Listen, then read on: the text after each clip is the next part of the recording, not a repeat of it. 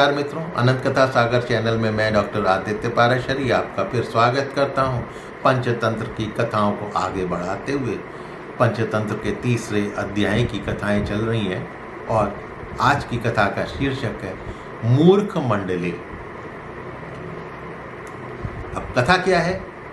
एक पर्वतीय प्रदेश के बहुत बड़े वृक्ष पर एक सिंधुक नाम का पक्षी रहता था।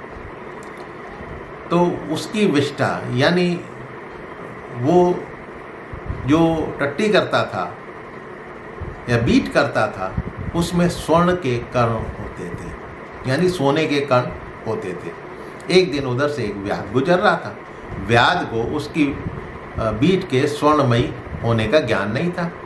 इससे संभव था कि व्याध उसकी उपेक्षा करके आगे निकल जाता, किंतु मूर्ख सिंधुक पक्षी ने वृक्ष के ऊपर से व्याध के सामने ही वो सोने के कणों से पूर्ण जो है वो बीट कर दी, विष्ठा कर दी।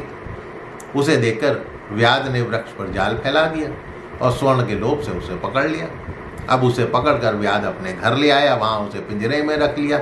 लेकिन दूसरे ही दिन उसे यह डर सताने लगा, कहीं कोई आदमी पक्षी की विष्ठा के सोने के होने की बात ये राजा को बता देगा तो राजा के सम्मुख में दरबार में मुझे पेश होना पड़ेगा। संभव है राजा दंड भी दे दे। इस भय से उसने स्वयं राजा के सामने पक्षी को पेश कर दिया।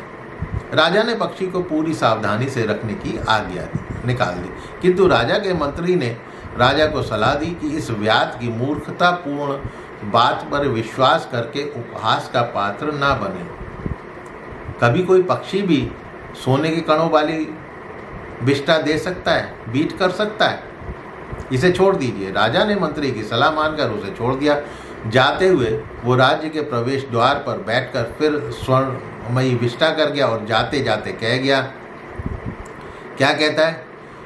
पूर्वे तावदह मूर्खो द्वितीय पाशबंधका ततो राजा च मंत्री च सर्वे व मूर्ख मंडलम। अर्थात पहले तो मैं ही मूर्ख था जिसने व्याध के सामने विष्ठा की, फिर व्याध ने मूर्खता दिखाई जो व्यर्थ ही मुझे राजा के सामने ले गया, और उसके बाद राजा और मंत्री भी मूर्खों के सरताज निकले। इस राज्य में सब जगह मूर्ख मंडल ही इकट्ठा हुआ है क्या?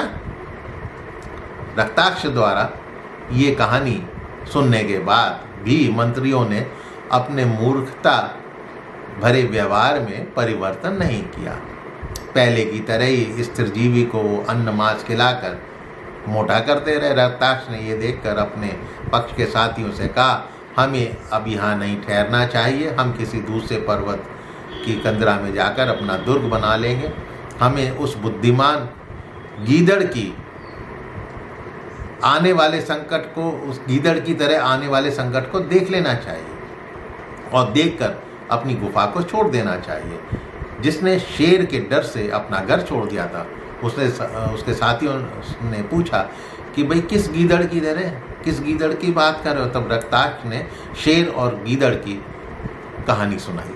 अब वो शेर और गीदड़ की कहानी क्या थी वो अगले एपिसोड में आप सुनिएगा। तो मित्रों, कहानी कैसी लगी? कुछ कहानियाँ आप अपने पोते पोतियों, नाती नतनियों को सुना रहे हैं ना, ऐसे ही सुनाते रहिएगा।